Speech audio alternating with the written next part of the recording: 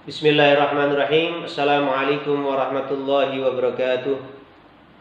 Alhamdulillah wassalatu wassalamu ala Rasulillah wa ala alihi wa sahbihi wa wala la haula wala quwata illa billah. Subhanaka la ilma lana illa ma 'allamtana innaka antal alimul hakim. Rabbi shrah li sadri wa yassir li amri wa hlul 'uqdatam min lisani yafqahu qawli. Amma ba'du, ikhwani ikhwati rahimakumullah. Marilah kita awali kajian kitab Risalatul Jami'ah saat ini dengan membaca niat bersama-sama. Bismillahirrahmanirrahim. Nawaitu ta'alluma wa ta'lim wa tadhakkura wa tadhkir wan naf'a wal intifa' wal ifadata wal istifadah wal hatha ala tamasuki bi kitabillah wa sunnati rasulih sallallahu alaihi wasallam والدعاء إلى الهدى والدلالة على الخير ابتغاء وجه الله تعالى ومرضاته وقربه وثوابه سبحانه وتعالى على هذه النية وعلى كل نية صالحة نوينا كوانا وأسلافنا صالحون في هذه المناسبة. الفاتحة. أعوذ بالله من الشيطان الرجيم. بسم الله الرحمن الرحيم. Alhamdulillahi rabbil alamin arrahmanir rahim maliki yaumiddin iyyaka na'budu wa iyyaka nasta'in ihdinas siratal mustaqim siratal ladzina an'amta 'alaihim ghairil maghdubi 'alaihim waladdallin amin. Bismillahirrahmanirrahim. Qala al-mu'allif rahimallahu ta'ala wa nafa'ana bihi wa bi ulumihi fi darin amin. Ila anqal. Kita lanjutkan dalam kitab risalah yang lalu, pertemuan yang lalu sampai haud ataupun telaganya Rasulullah. Kita lanjutkan wal haudi wa ghairi dzalika min umuril akhirati wal barzakhi wa min su'alil malakaini wa adabil qabri wa na'imihi. Yang artinya wal haudi, dan haudnya Rasulullah atau telaganya Rasulullah, dan lain-lain persoalan akhirat serta alam barzakh ataupun alam kubur. Misalnya pertanyaan dua malaikat, yaitu malaikat Munkar dan Nakir di dalam kubur, siksa kubur dan kenikmatan-kenikmatan di dalamnya. Ini berkaitan dengan masih awal pembahasan iman kepada hal-hal yang gaib, hal-hal yang setelah urusan dunia masuk ke urusan akhirat. Seperti itu.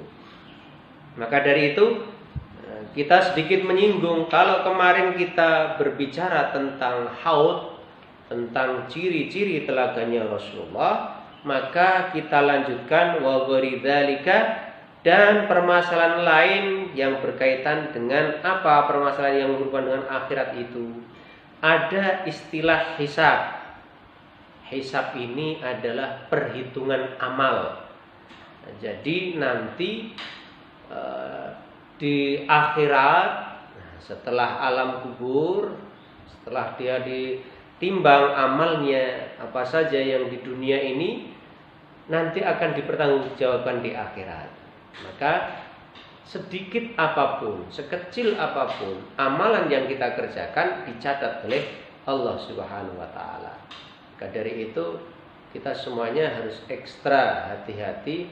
Amalan apa saja, baik itu yang baik ataupun yang tidak baik, di situ ada catatan lembaran yang akan nanti dibuka di yaumul akhir atau di hari kiamat. Maka dari hal ini kita berbanyak saja sunah-sunahnya Rasulullah, ibadahnya diperbaiki supaya apa? Catatannya setiap hari itu baik semuanya.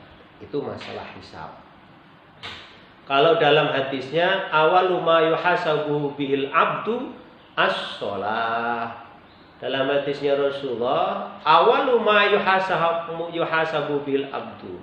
Pertama kali yang nanti akan dihisab oleh Allah bagi hambanya apa? Sholatnya. Nah, karena sholat ini adalah salah satu amaliyah yang tidak boleh tidak ditinggalkan, harus dalam keadaan apapun. Maka dari itu ibadahnya kita perbaiki. Orang yang sholatnya baik, itu amaliyah semuanya baik, itu insya Allah. Baik itu rezekinya akan baik, baik itu amaliyah ataupun muamalahnya juga baik, baik itu nanti kehidupannya juga baik. Kenapa seperti itu? Coba kita lihat di azan ataupun iqamah itu.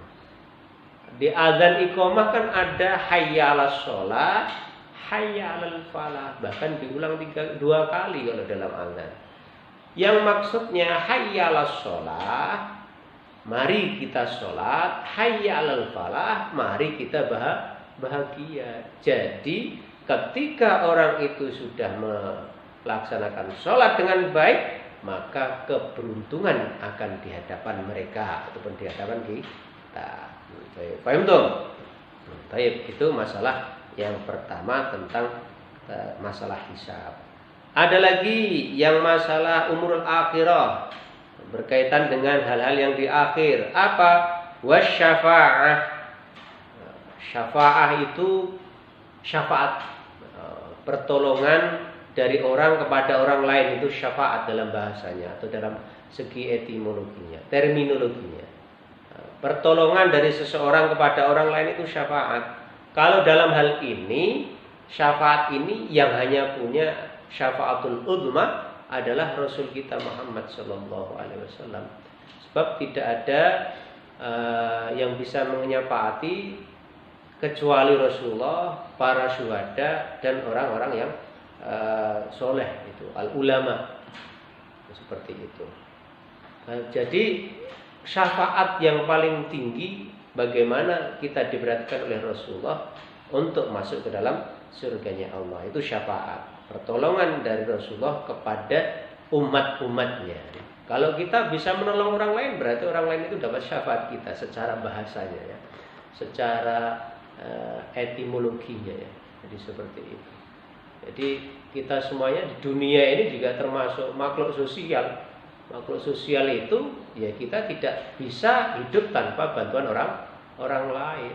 Nah, saling berkaitan antara satu dengan lain. Begitu juga di akhirat. Syafaatnya Rasulullah yang kita tunggu-tunggu. Maka dari itu Rasulullah sudah perhatian kepada umatnya, maka kita harus tahu hak kita ataupun kewajiban kita kepada Rasul kita Muhammad. Sampai-sampai kan di dalam Al-Quran disebutkan, kuntum khaira ummatin ukhrijat linnasi ta'muruna bil ma'ruf wa tanhauna 'anil munkar. Itu karena Rasulullah kita termasuk sebaik-baik umat. Karena Rasulullah kita akan mendapat syafaat. Karena Rasulullah insya Allah orang yang meninggal dalam keadaan Islam akan mendapatkan derajat yang tinggi di sisi Allah Subhanahu wa taala. Karena Rasulullah seorang muadzin itu nanti orang yang paling panjang unuknya, lehernya, yang bisa melihat langsung kepada wajahnya Rasulullah di akhirat. Karena Rasulullah kita semuanya mendapatkan nikmat yang luar biasa. Karena kauniyat ataupun alam semesta ini tercipta karena apa? Rasul kita Muhammad Sallallahu Alaihi Wasallam. Seperti itu. Itu berkaitan dengan masalah akhirat yang kedua. Terus watatayyurus suhufi. Nanti akan apa? Dikasih lembaran-lembaran amalia. Kalau catatan amalnya baik, maka akan diterima dengan tangan kanan. Kalau catatannya tidak baik, bahkan banyak yang jelek, akan diterima dengan tangan kiri. Maka ketika orang di akhirat menerima catatan amal dengan tangan kanan, maka salah satu tanda dia akan mendapatkan kenikmatan yang abadi. Itu. Apa itu?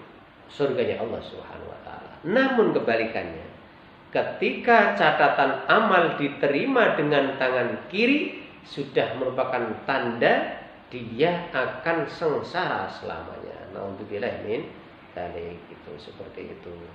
Dan yang paling agung yang dalam masalah akhirat apa?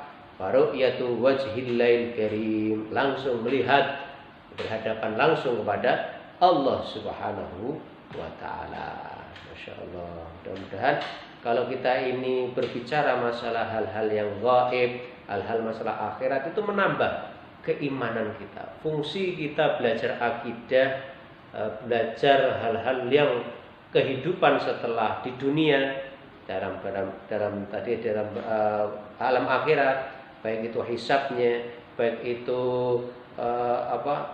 syafaatnya, menerima dengan catatan amalnya, itu akan menambah keimanan kita. Seperti itu. Mudah-mudahan Allah Subhanahu wa taala mencatat setiap hari kita itu amal baik terus. Kita menghindarkan dari hal-hal yang buruk. Baik, kita lanjutkan. Itu berkaitan dengan min umuril akhirati, dari permasalahan akhirat. Wal barzakhi, dan barzakh. Barzakh itu apa? Dalam istilah lain, al barzakhu, alam barzakh huwa, yaitu mangzilun, salah satu tempat bainad dunya wal akhirah, antara dunia dan akhirat. Istilah kita, alam ini ada 4. Yang pertama alam kandungan, yang kedua alam dunia, setelah lahir dari rahimnya seorang ibu masuk ke alam dunia. Ada lagi setelah keluar dari dunia masuk ke alam barzakh, yaitu alam kubur. Yang terakhir adalah alam akhirat di situ. Itu yang kita lalui. Jadi kita sekarang sudah memasuki alam dunia. Nah, dunia ini sebagai bekal untuk alam kubur. Mangzilun bainad dunya wal akhirah, tempat antara dunia dan akhirat. Istilah lain adalah alam kubur. Nah, di alam kubur ini salah satu tempat. Kita kalau kita ingat atau kita takziah dari mensolatkan jenazah, terus mengkafani, terus mengantarkan ke tempat pemakamannya, ini akan ingat bahwasanya alam setelah dunia adalah alam kubur, yang menjadikan salah satu pintu nanti di alam akhirat. Nah, di dalam alam kubur itu wa min su'alil malakaini, ternyata setelah di alam kubur akan ada pertanyaan 2 malaikat. Apa itu? Malaikat munkar dan malaikat nakir. Man rabbuka wa man nabiyuka wa ma kiblatuka wa ma kitabuka wa ma ikhwatuka. Siapa Tuhanmu? Allahu Rabbi. Wa man nabiyukum? Rasulullah Muhammad nabiyyi. Wa ma kitabuku? Al-Qur'an kitabi. Wa ma kiblatuka? Kiblatu al-Ka'batu kiblati. Wa ma ikhwatuka? Siapa saudaramu? Al-muslimin wal mu'minin ikhwati. Di situ. Kalau dalam istilah lain ada istilah talqinul mayyit. Seperti itu ketika saat dimakamkan. Itu orang yang ditanyai di dalam kubur tidak bisa menjawab, maka malaikat yang sudah di hadapannya akan memberikan siksaan yang luar biasa. Makanya dari itu wa'adabil qabri, ada azab kubur. Lah, ada azab kubur ini ketika orang ini mendapatkan salah satu siksaan, maka amaliyah di dunia itu juga tidak bagus.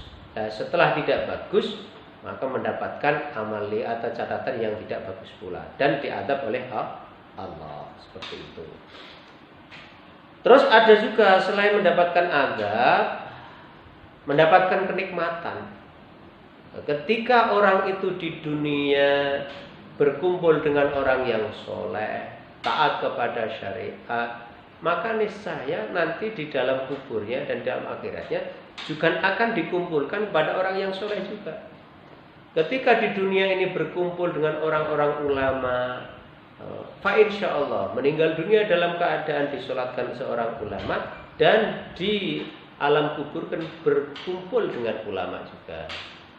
Orang yang berkumpul dengan orang-orang yang maaf tidak baik, naudzubillah, di dunia sudah berkumpul dengan orang yang tidak baik, nanti di dalam akhirat juga berkumpul tidak baik, di alam kubur pun dikumpulkan dengan orang-orang yang tidak baik pula. Maka dari itu, ikhwani rahimakumullah, kita semuanya berkumpullah dengan orang yang baik, niscaya nanti akan kita dikumpulkan di dunia dengan orang yang baik, dan di alam akhirat dikumpulkan dengan orang-orang yang baik pula. Dan nanti sebelum akhirat di alam kubur pun mendapatkan kenikmatan yang luar biasa dari Allah Subhanahu wa taala. Untuk itu ikhwani semuanya, kita belajar terus, mempelajari kitab-kitab yang mendekatkan diri kepada Allah Subhanahu wa taala. Salah satunya kitab risalah ini walaupun kecil tapi di situ banyak hikmah yang terkandung di dalamnya untuk kita pelajari, untuk kita amalkan, untuk kita bisa menjadi wasilah jembatan mendekatkan diri kepada Allah dan mendekatkan diri kepada Rasul kita Muhammad Sallallahu Alaihi Wasallam. Untuk itu, insya Allah nanti kita lanjutkan tentang wa innal Qur'ana wa jami'a kutubillahil munazzal haqqun, berkaitan dengan kitab-kitab Allah Subhanahu wa taala yang akan kita bahas. Kitab apa saja dari Allah Subhanahu wa taala. Kurang lebihnya mohon maaf. Kita akhiri. Subhanakallahumma wa bihamdika asyhadu an la ilaha illa anta astaghfiruka wa atubu ilaik. Assalamualaikum warahmatullahi wabarakatuh.